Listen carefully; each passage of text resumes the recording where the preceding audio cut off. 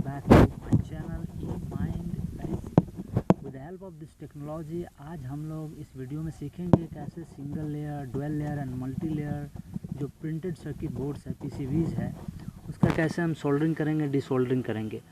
Okay, उससे पहले हम जानेंगे कि इसके लिए हमें क्या क्या चीज़ों की रिक्वायरमेंट होती है। मुख्य रूप से अगर हम बात करें तो पहले गाइज कभी भी यदि हम किसी भी PCB प्रिंटेड सर्किट बोर्ड की अगर सोल्डरिंग या डिसोल्डरिंग करने जा रहे हैं तो हमारे पास कुछ इंपॉर्टेंट चीज़ होना ज़रूरी है, जैसे कि डिसोल्डरिंग विक, जिसकी मदद से ये फर्स्ट में जो देख रहे हैं डिसोल्डरिंग विक, इसकी मदद से हम क्या करते हैं, डिसोल्डरिंग करने का काम करते हैं। हीट करके उस पर चिपका करके दोबारा से उस सोल्डर को निकाल लेते हैं। सोल्डर सॉफ्ट का इस्तेमाल हमें सोल्डर करने के लिए, उसमें जो ये सोल्डर सॉफ्ट है वो स्पेशली बना होता है टीन और लीड का। एक एवरेज अगर बात करें एक अच्छा सोल्डर सॉफ्ट की परसेंटेज की तो PB और SN का मात्रा 60 एंड 40 का एवरेज में इसका मात्रा होना चाहिए। नेक्स्ट यदि बात करें लिक्विड फ्लक्स, तो लिक्विड फ्लक्स क्या करता है, इसको जिस भी कंपोनेंट को हमें मदरबोर्ड से या किसी PCB से हमें डिसमाउंट करना है तो वहाँ पे उसको हम डाल करके हीट करते हैं, या हीट एयर ब्लोअर की मदद से या सोल्डर की मदद से। इससे क्या होता है, ये सोल्डर फ्लक्स क्या करता है, हीट की इफ़िशियंसी को बढ़ाता है। हीट और जल्दी और तेज़ी से होता है, इसलिए क्या करता है, हीट को एक्सेलरेट करता है, इसलिए इसका इस्तेमाल किया जाता है। साथ में यदि बात करेंगे डिसोल्डरिंग पंप, जैसे भी हम किसी चीज़ को हीट करते हैं तो डिसोल्डरिंग पंप की मदद से हम वहाँ से सोल्डर को हटाने का काम करते हैं। इसके बगल में हम देख रहे हैं इंसुलेशन टेप टाइप का जो आपको दिख रहा है, ये है हीट रेजिस्टिव इंसुलेशन टेप। जैसे कि छोटे छोटे बहुत ही माइक्रो अगर चिप को अगर आपको डिसमाउंट करना है, निकालना है, डिसोल्डर करना है तो अगल बगल में हीट होने से जो छोटे ICs हैं उनको जलने की संभावना रहती है। जैसे कि आपको दिखाता हूँ, इस तरीके का बोर्ड देखिए, कितने छोटे छोटे कंपोनेंट इसमें लगे हुए, रजिस्टर, कैपेसिटर, उसके साथ छोटे छोटे ICs लगे हुए। ये फर्स्ट IC इस तरीके का जो बोर्ड होता है नॉर्मल बोर्ड, ये सिंगल लेयर बोर्ड होता है। ये देखिए मल्टी लेयर बोर्ड है, इसमें कितने छोटे माइक्रो इस्तेमाल किया गया। और ये जो आप बोर्ड देख रहे हैं ये मल्टी लेयर कोटेड बोर्ड है। हमारे सिंगल लेयर में क्या था, नॉर्मल बोर्ड जो हम इस्तेमाल करते हैं छोटे मोटे अपने प्रैक्टिकल चीज़ों के लिए, उस पर छोटे ICs, रजिस्टर, कैपेसिटर और छोटे मोटे प्रोजेक्ट बनाने के लिए हम उसका प्रयोग करते हैं। जबकि ये मल्टी लेयर PCBs की बात करें तो इसमें बहुत माइक्रो कंपोनेंट्स होते हैं, बहुत ही बारीकी से इसको सोल्डरिंग करना पड़ता है। अब यहाँ पे देखिए ये जो कितने छोटे इसमें ICs का इस्तेमाल किया गया है।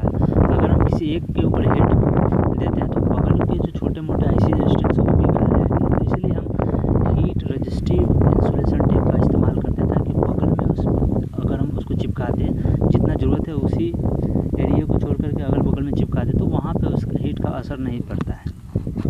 इसके अलावा यदि बात करें ESD ब्रश का, तो सबसे पहले कोई भी हम लैंड जो एरिया है जो हमें माउंट करना है किसी भी कंपोनेंट को, तो सबसे पहले उसको अच्छी तरीके से साफ़ करते हैं। ESD ब्रश का इस्तेमाल करते हैं। ये क्या होता है, इंसुलेटर होता है। इससे क्या हीट कंडक्ट नहीं करेगा, आपका हाथ नहीं जलेगा, इलेक्ट्रिक आपको करंट नहीं लगेगा। साथ ही ESD ट्वीजर का इस्तेमाल, जो भी कंपोनेंट को आपको वहाँ से निकालना है तो इस ट्वीजर की मदद से आप निकाल सकते हैं।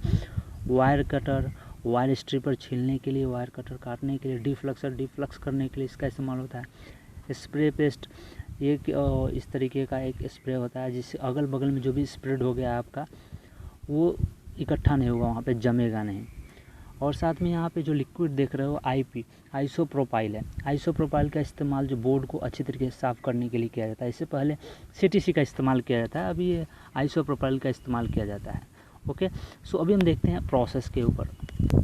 आई होप गाइज इस जो इक्विपमेंट है, इस टूल्स को आप अच्छे तरीके से आप स्क्रीनशॉट ले सकते हैं। इस टूल्स का इस्तेमाल हम करते हैं किसी भी PCB से किसी भी कंपोनेंट को माउंट या डिसमाउंट, सोल्डरिंग, डिसोल्डरिंग करने के लिए। Okay guys, so now let's move how to solder और डिसोल्डर माइक्रो चिप और micro component on a PCB। Okay, तो आइए एक बोर्ड लेते हैं, नॉर्मल बोर्ड, इसके ऊपर हम नहीं करेंगे अभी। ये multi layer board and dual layer board. तो मल्टी लेयर बोर्ड को एक लेते हैं। ये सोल्डर सॉफ्ट है, सोल्डर सॉफ्ट की मदद से हीट करके हम सोल्डरिंग करने का काम करते हैं। ये पेस्ट फिक्स करने का मैंने बताया था, एक्सेलरेट किया जाता है हीट को। ये डिसोल्डरिंग पंप है, देखिए हीट करके इस तरीके से प्रेस करके छोड़ेंगे तो वहाँ से डिसोल्डर कर लेगा। ये ESD ब्रश है, ESD ब्रश साफ़ करने के लिए। ESD ट्वीजर है कंपोनेंट को निकालने के लिए वहाँ से। और ये देखिए डिसोल्डरिंग विक का इस्तेमाल डिसोल्डर करने के लिए किया जाता है इस तरीके से। और ये जो मैंने बताया heat resistive tape, insulation tape, इसको चिपका करके और उसके अगल बगल के एरिए के ऊपर हीट का असर नहीं पड़ेगा, आपका कंपोनेंट सुरक्षित रहेगा। आइसोप्रोपाइल देखिए, इस आइसोप्रोपाइल की मदद से हम बोर्ड को क्लीन करेंगे अच्छे से। ओके, और ये देखिए मैग्नीफायर की मदद से हम छोटे कंपोनेंट को देखते हैं सही से हमने डिसोल्डर या सोल्डर किया है या नहीं, तो मैग्नीफाइंग ग्लास की मदद से हम देखने का इस्तेमाल करते हैं। अब बढ़ते हैं दोस्त इस देखिए मशीन के ऊपर में, शोल्डर मशीन। इसमें 3 ऑप्शन है, एयर और हीट को बढ़ाने घटाने का। तो आप यहाँ से सेलेक्ट की मदद से ऑप्शन 1 2 3 सेलेक्ट करके आप एयर को कंट्रोल कर सकते हैं, हीट को कंट्रोल कर सकते हैं। कितना एयर होना चाहिए, नॉर्मल एयर के एवरेज 60 से 70 के बीच में आपका एयर प्रेशर होना चाहिए। और हीट 285 से लेकर के 315 या 350 के बीच में होना चाहिए। जो अभी पीसीबी से आप कोई भी चिप वगैरह डिसोल्डरिंग करते हैं तो आपका हीट कम से कम 285 से 315 या 350 के बीच होना चाहिए। और एयर जो होना चाहिए 60 से 70, मैक्सिमम 80 हो सकता है, वो आपके रिक्वायरमेंट के अकॉर्डिंग। तो देखिए इस तरीके से हमने हीट किया इसको, और इसको यहाँ से डिसमाउंट कर लेंगे इस चिप को इस तरीके से। आप देखिए इसको गौर से देख सकते हैं। तो यहाँ पर मैं हॉट एयर ब्लोअर की मदद से इस आईसी को डिसमाउंट करूँगा, डिसोल्डरिंग करके आसानी से निकालूँगा। बहुत ही साफ़ क्लीन तरीके से आप डिसोल्डर कर सकते हैं, सोल्डरिंग कर सकते हैं। ये आप कूलिंग और हीटिंग के लिए यहाँ से आप एयर ले सकते हैं, बोर्ड को तुरंत ठंडा कर सकते हैं। देखिए इस तरीके से लेयर कैसे मास्किंग किया जाता है, किसी बोर्ड पर मास्क चढ़ाया जाता है, सिंगल वेयर डुअल वेयर बोर्ड पीसीबी के ऊपर। तो आई होप गाइज आपको यह वीडियो अच्छा लगा होगा, और इस टूल्स को आप याद कर लें। जब भी आप मैकेनिक अगर यदि है या किसी भी मैकेनिकल टाइप का काम परफॉर्म कर रहे हैं तो आपके पास अप्रोप्रिएट टूल होना ज़रूरी है, तभी आप अच्छे से उस काम को परफॉर्म कर पाएंगे। ओके गाइस, तो ये था छोटा सा वीडियो एक सोल्डरिंग डिसोल्डरिंग का। आप प्रैक्टिस कीजिए, and as you know practice makes a man perfect. As much you do practice you will make yourself perfect. Okay, so if you want to be expert in any world, in any sector, in any field, you will have to do practice over there. Okay guys, I will again come back with a new video interesting. Till then, keep enjoying, keep studying, keep practicing. Bye bye.